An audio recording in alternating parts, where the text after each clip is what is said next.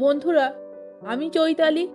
Chaitali natural ভ্লগের পক্ষ থেকে সকল বন্ধুকে জানাই আমার আন্তরিক শুভেচ্ছা।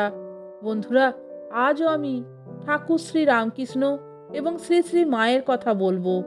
আজকের আলোচ্য বিষয় হলো খারাপ মানুষেরা সুখে থাকে আর ভালো মানুষেরা কষ্ট পায় কেন। এ প্রসঙ্গে ঠাকুর ও শ্রী শ্রী মায়ের অসাধারণ কিছু কথা। হ্যাঁ বন্ধুরা, ভিডিওটা আপনারা সম্পূর্ণ দেখুন এবং শুনুন।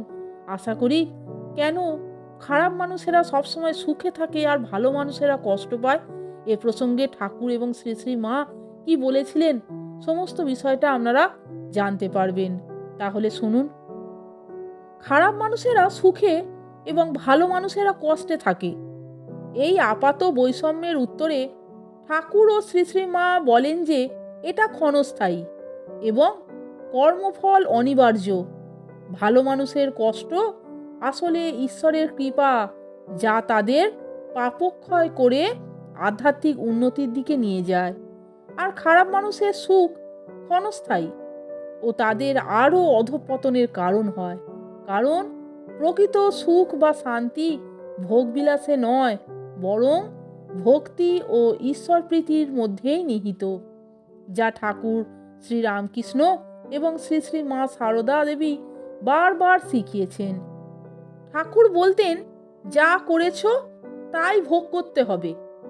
যেমনটা শ্রীকৃষ্ণ গীতায় বলেছেন, ভালো মানুষের কষ্ট আসলে তার পূর্বজন্মের বা এই জন্মের কিছু পাপের ফল, যা ঈশ্বর দ্রুত শেষ করে দিচ্ছেন যাতে সে মুক্তি পেতে পারে।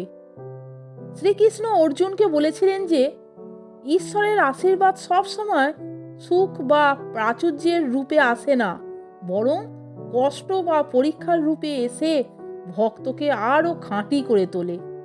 ভালো মানুষের জীবনে আসা দুঃখ বা কষ্ট আসলে ঈশ্বরের বিশেষ কৃপা, যা তাকে জাগতিক মোহ থেকে মুক্ত করে। খারাপ মানুষেরা জাগতিক সুখ শান্তি ভোগ করলেও তা ক্ষণস্থায়ী এবং তাদের আরও খারাপ কাজের দিকে ঠেলে দেয়। অন্যদিকে ভালো মানুষের কষ্ট তাদের আধ্যাত্মিক পথে অগ্রসর হতে সাহায্য করে এবং প্রকৃত সুখের দিকে নিয়ে যায়, যা শ্রী শ্রী মা বারবার শিখিয়েছেন। শ্রী শ্রী মা বলতেন, লোককে ভালোবাসলে ভুল হয়, ভগবানকে ভালোবাসো এবং কে কি বলল তা ভেবো না, মনকে সর্বদা ভালো রাখতে চেষ্টা করো। আসল সুখ বাহ্যিক অবস্থায় নয়, বরং মনের শান্তিতে ও ঈশ্বরের প্রতি ভক্তিতেই নিহিত। খারাপ মানুষের সাময়িক সুখকে দুঃসময়েও ঈশ্বরের সাথে থাকা এবং ভালো মানুষের কষ্টকে ঈশ্বরের বিশেষ কৃপা হিসাবে ব্যাখ্যা করা হয়, যা তাদের আধ্যাত্মিক উন্নতির জন্য প্রয়োজন। এই আপাত বৈষম্য আসলে কর্মফল ও ঐশ্বরীয় পরিকল্পনার একটি অংশ, যা শ্রী রামকৃষ্ণ ও শ্রী শ্রী মার শিক্ষায় স্পষ্ট। ভগবান শ্রীকৃষ্ণ একবার গীতায় বলেছিলেন যে যিনি ধর্ম মেনে চলেন, কখনো কারোর খারাপ চান না, তাকেই কেন কঠিন পরিস্থিতির মুখে পড়তে হয় তা জানতে চান অর্জুন। এর উত্তরে ভালো মানুষের কপালেই কেন সব সময় দুঃখ জোটে জানাচ্ছেন ভগবান শ্রীকৃষ্ণ। বলছেন, সত্যিই তো, ভালো জনে রইল ভাঙা ঘরে, মন্দ যেথা সিংহাসনে চড়ে। তবে কেন সব সময় ভালো মানুষের কপালেই এই দুর্ভোগ নেমে আসে? কেন খারাপ হওয়া সত্ত্বেও আমরা তাকে সিংহাসন দিই? আর এই প্রসঙ্গে ভগবান শ্রীকৃষ্ণ শ্রীমদ্ ভগবদ্ গীতায় নিজেই বলেছেন, যিনি ধর্ম মেনে চলেন, কখনো কারোর খারাপ চান না, তাকেই কেন কঠিন পরিস্থিতির মুখে পড়তে হয় তা জানতে চান অর্জুন। এর উত্তরে শ্রীকৃষ্ণ তাকে একটি গল্প বলেন।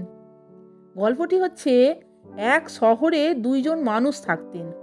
তাদের একজন অত্যন্ত সাধু প্রকৃতির ছিলেন, অন্যজন একেবারে দুর্বৃত্ত।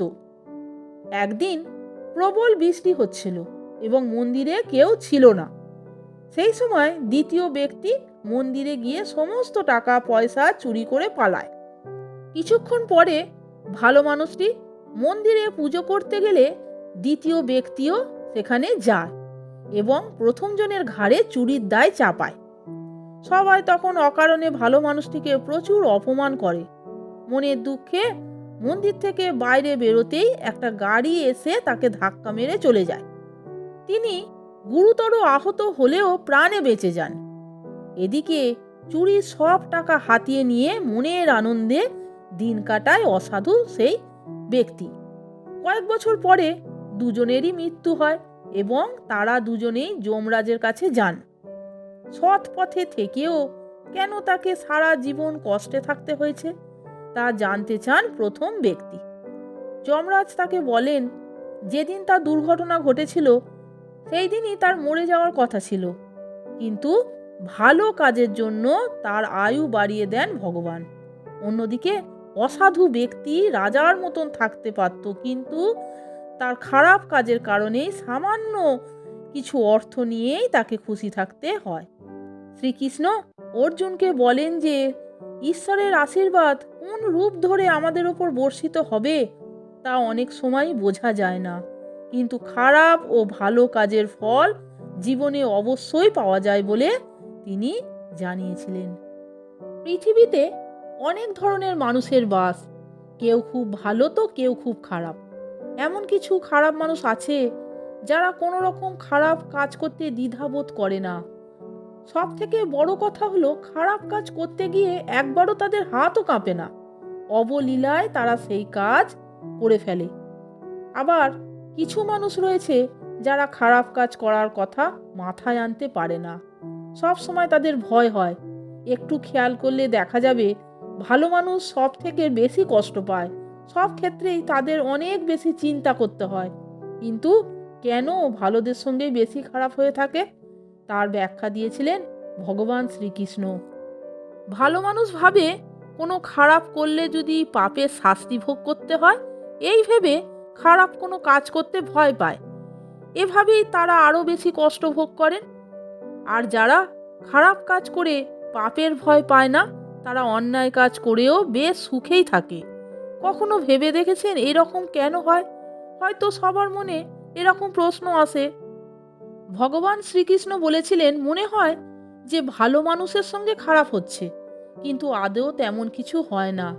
যে মানুষ সৎ ও সদাচারী হয় তারা সব সময় চায় তাদের আগের জন্মের সমস্ত পাপ যেন এই জন্মে শীঘ্রই শেষ হয়ে যায়। তারা পাপ থেকে মুক্তি পেতে চায়। কোনো মানুষ আগের জন্মে যা পাপ করেছিল তার শাস্তি সে সেই জন্মে ভোগ করেনি, কিন্তু এই জন্মে সে সদাচারী মানুষ হয়ে জন্ম নিয়েছে। আগের জন্মের শাস্তি হিসাবে তাকে পাপ কর্মের শাস্তি এই জন্মেই ভোগ করতে হচ্ছে। তাহলে বন্ধুরা, আপনারা জানলেন তো, ভিডিওটা আপনারা সম্পূর্ণ দেখলেন তো যে খারাপ মানুষেরা সুখে থাকে এবং ভালো মানুষেরা কষ্ট পায় কেন। ভিডিওটা যদি আপনাদের ভালো লাগে তাহলে একটা লাইক, কমেন্টস এবং আমার চ্যানেলটিকে সাবস্ক্রাইব করে আমার পাশে থাকবার অনুরোধ করলাম। এই রকম আরও অনেক ভিডিও পেতে বন্ধুরা প্লিজ আমার চ্যানেলের ভিডিওগুলো আপনারা একটু দেখুন। ভালো লাগলে বন্ধুদের মধ্যে শেয়ার করে দেবেন। আপনারা সকলে ভালো থাকবেন, সুস্থ থাকবেন। আমি আবার আসছি পরের দিন অন্য কোনো ভিডিও নিয়ে। ভিডিওটা সম্পূর্ণ দেখার জন্য আপনাদের আমি অসংখ্য ধন্যবাদ জানাচ্ছি।